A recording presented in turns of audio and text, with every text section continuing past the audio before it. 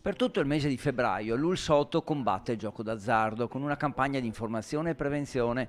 Sono almeno 33.000 i giocatori patologici in Veneto, il 90% non chiede aiuto. I numeri sono cresciuti con la pandemia, facile cascarci anche solo usando il telefono cellulare. Attualmente sono 148 i giocatori che si sono rivolti all'ULSS 8 Berica, la fascia di età più a rischio tra i 50 e i 64 anni, in crescita i dati sui giovani. Due messaggi: ci siamo ad affrontare questo tema e abbiamo bisogno della collaborazione di tutti gli interlocutori che sono presenti nel nostro territorio, quindi i comuni, le associazioni e tutti coloro che hanno anche l'obiettivo di avere una società sana. Saranno attivati sportelli di consulenza a Noventa Vicentina, Nanto, Orgiano, Grisignano e un camper attrezzato sarà presente ad esempio il giovedì al mercato di Piazza Biade a Vicenza e la domenica quello di Camisano Vicentino.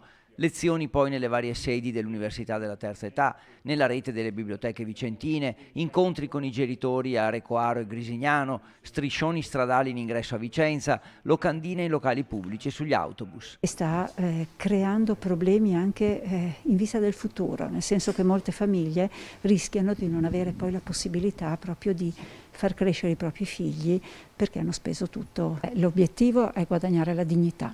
Spesso riusciamo a portarli a smettere di giocare, spesso riusciamo ad accompagnarli a riavere un rapporto familiare soddisfacente. Sembra, come dire, un'attività innocua, piacevole, ma che in realtà in alcuni casi si trasforma in una vera e propria dipendenza. Al servizio si possono rivolgere in forma anonima gli amici, i familiari, i vicini o i datori di lavoro delle persone a rischio. E a rischio c'è il presente finanziario della persona, ma anche il futuro di figli e nipoti. Quasi impossibile tornare al livello economico precedente, ma almeno, appoggiandosi all'aiuto dell'ULSS, si può abbassare la tensione in famiglia e tornare a una vita dignitosa.